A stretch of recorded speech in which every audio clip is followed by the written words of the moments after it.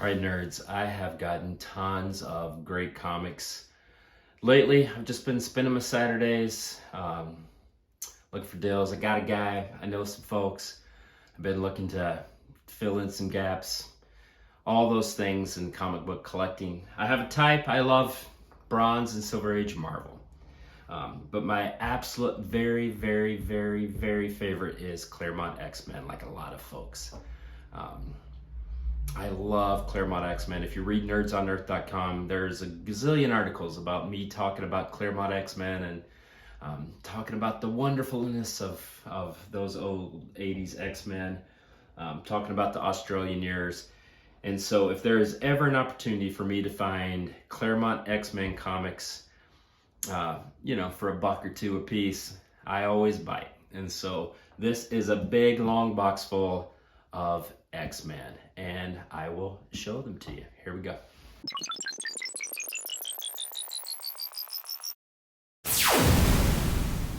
All right, first, X-Men 166. Now we're not starting at giant size X-Men, we're not starting at 94. I have a lot of those. Again, these are doubles. Honestly, I have 5 or 6 copies of most of these issues. But what I want to look at is this right here. So this is the direct edition. And so in these 80s, this was 83, a lot of folks, they ordered comics through the mail. And so it was like, you'd get them for, I think, 42 cents. You got a little bargain if you got them delivered to your home address. And that was the direct edition if you got them, or if you got them through a comic shop. So through the mail order or through a comic shops, and comic shops by 83 were starting to rise in popularity. This is the newsstand. So if you know your comic history, comic books started on the newsstand. I got my first comics in the spinner rack at a drugstore. And so these newsstand comics obviously had the barcode there. And so a lot of collectors, including myself, will often get newsstand and direct. So both variants of the same issue. And so when I buy these bulk comics, I'm looking to see if there's some newsstand that I can fill in gaps. So 169, again, this is newsstand. This one's a beat up copy. 170, Storm and Callisto. 171, look at this, Welcome to the X-Men Rogue. Hope you survived the experience. That's a classic cover, Rogue joining the X-Men. If you remember this era Wolverine spent a lot of time in Japan. And so here's Wolverine and Rogue. This one has a crease, unfortunately. But again, I only had the direct edition. This is a newsstand. So, you get something for $1, you're happy to. So I'll have, in my comic box, I'll have 2 173s, but one will be direct. And then I'll add this one to it, which will be newsstand. 174, 175, direct. 176. This was a great era of the X-Men where Cyclops was dating a ship captain. 177, 178. Here's Blob, always a favorite. The Brotherhood this is Young Kitty. 180, 181. Lockheed on the cover. 182. Some Rogue. 183. This is a great issue where Colossus broke Kitty Pryde's heart. And so Wolverine was teaching him a lesson, so he took him to a bar, and Juggernaut was there, and Wolverine, you see here, Wolverine was like, no, let's not get involved, Nightcrawler. Colossus needs a lesson, and so they just watched him get his butt kicked. It was great. 184. 185. This was beginning the Storm and Forge romance. 187, 188, and 189, featuring Celine, and 190. Now I'm going to move these to the side, and we'll go with Uncanny X-Men 191. Now remember, by this time in the Claremont era, he had already done the Dark Phoenix saga. He had already done Days of Future Past. These comics were the biggest things going because they were really clicking. Claremont was clicking. They already had some of these iconic stories that people had loved, like the Dark Phoenix and Days of Future Past. And he was just getting going. Nimrod, 194, 195.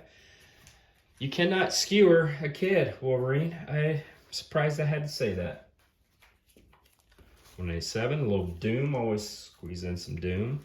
This was a Claremont, and Barry Windsor Smith was a great X-Men artist.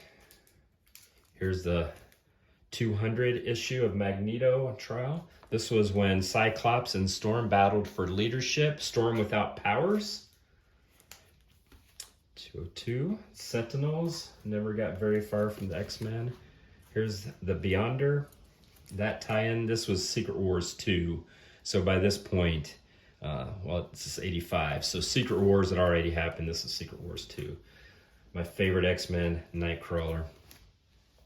This, you get a little bit of early Weapon X.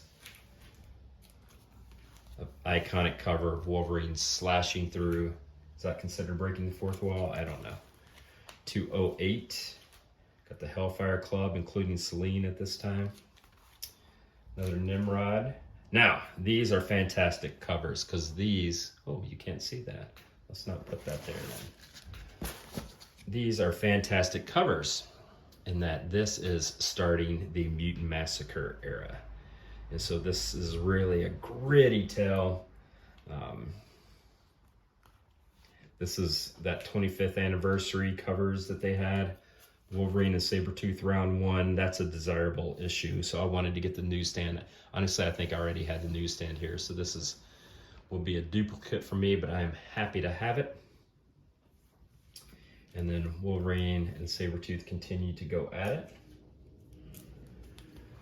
Now we're getting into some of the aftermath after the Mutant Massacre, which that storyline went into Daredevil, went into Thor, went into X-Factor, was one of the primary titles that story was told in. Here's Dazzler against the Juggernaut.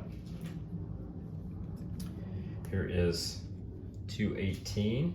Here's that. Now remember earlier, welcome to the X-Men Rogue. Hope you survived the experience. Here it is with Havoc. This Havoc is joining the X-Men, and this is the homage cover. Storm is going to confront Forge to get her powers back. These two always at it. Now, 221 is the first appearance of Sinister. I have a gazillion of those comics because I just love Sinister so much. I love this era of the X-Men. But you're not going to find a key issue in a bulk comic purchase like this. There is, honestly, I can't recall that title. Fall of the Mutant storyline was a sprawling storyline. And here we are. This is what began the Australian era of the X-Men. Too much to go into here, but it was a great storyline. Of where the X-Men were thought dead and they went to live in Australia. Let's get another stack here. Oh, that is never good.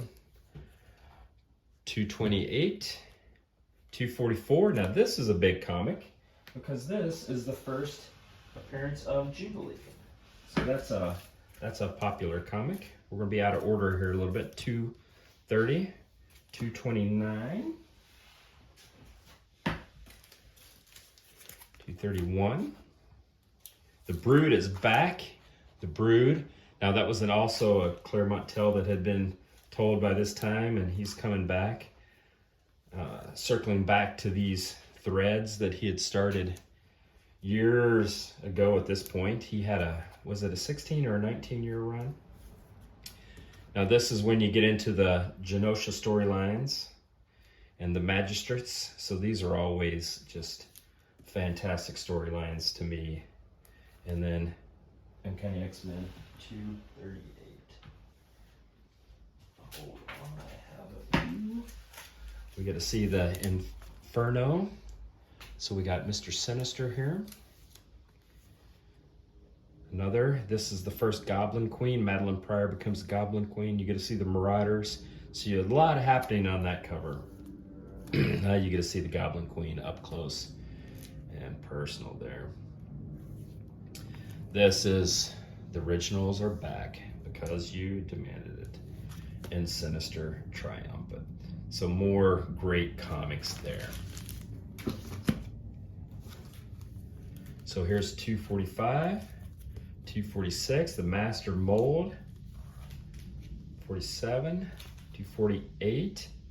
Why Havoc? Why did you kill Storm? 249. So we're deep into the Australian era.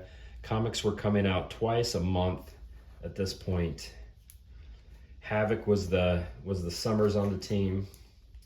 I think I have 10 copies of this because the cover is just so wild, and every time I see it, I just got to get it. And if you get comics this awesome for less, $1 or so, you'd do it. Lady Deathstrike there. Muir Island is a key location for the X-Men. Lorna Dane, again, that's Polaris. Got Jubilee, and Wolverine was the mentor of the young Jubilee. 254, 255. Now you get Psylocke. So we're starting to get into that era of the X-Men. So we can start here, 259, 260, 261. Hard case and the Harriers, I always like that. That was good. 262. This is a great Forge cover, and that's a nice looking comic overall. Just the Forge and his technology, and just the kind of the gnarly biology there. Is this a great juxtaposition? Another Forge story there. 264, 265, again on sale twice a month.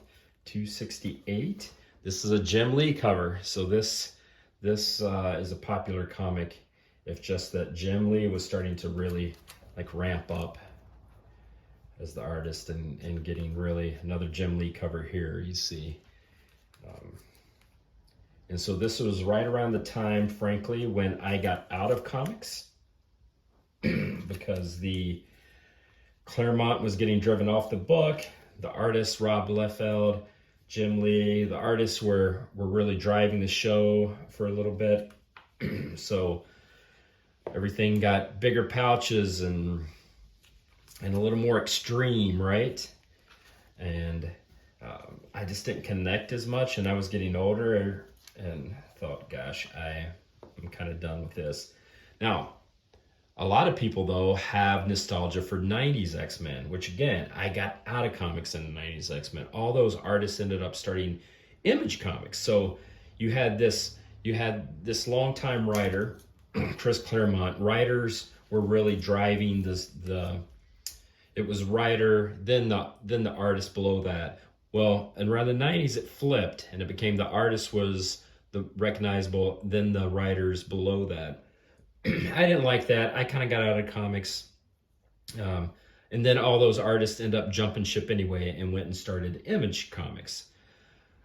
But a lot of people do have nostalgia for this era of the X-Men because of the 90s cartoon. The 90s X-Men cartoon was pretty great, and the theme song is fantastic. So what we're going to do here, see just a few more. 281. Got to see this first issue of Bishop. I was still reading right around the Bishop time. It was just some neat stuff still. 284, 285, 286, 287. Again, Bishop triumphant right here. Did Storm and Forge reconcile, or is that a teaser? Is that a trick? 292, 293.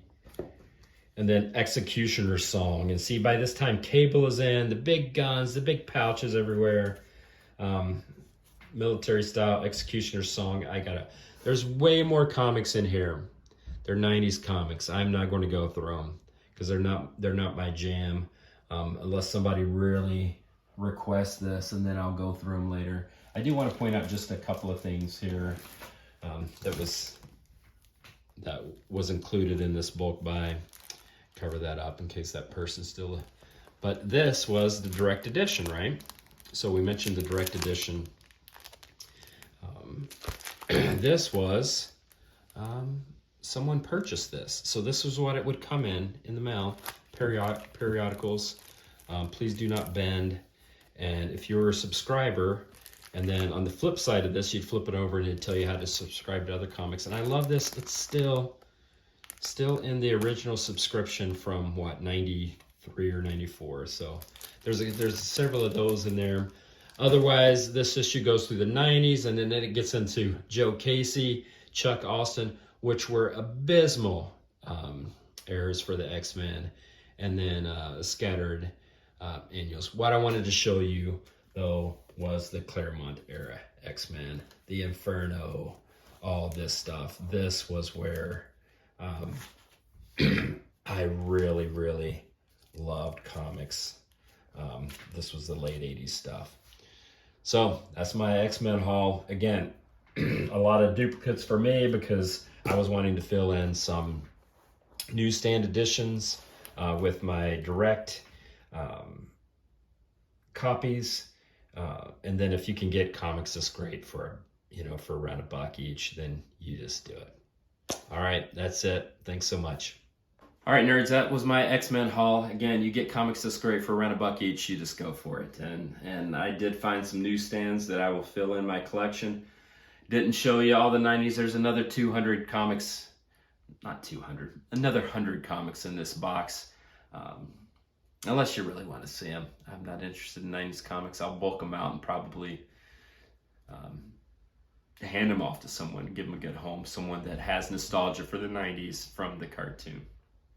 But have several of these every Saturday, so if you want to follow along, most aren't just X-Men, most are smattering of other Marvel stuff, but regardless, appreciate it. All right, you take care, nerds. Later.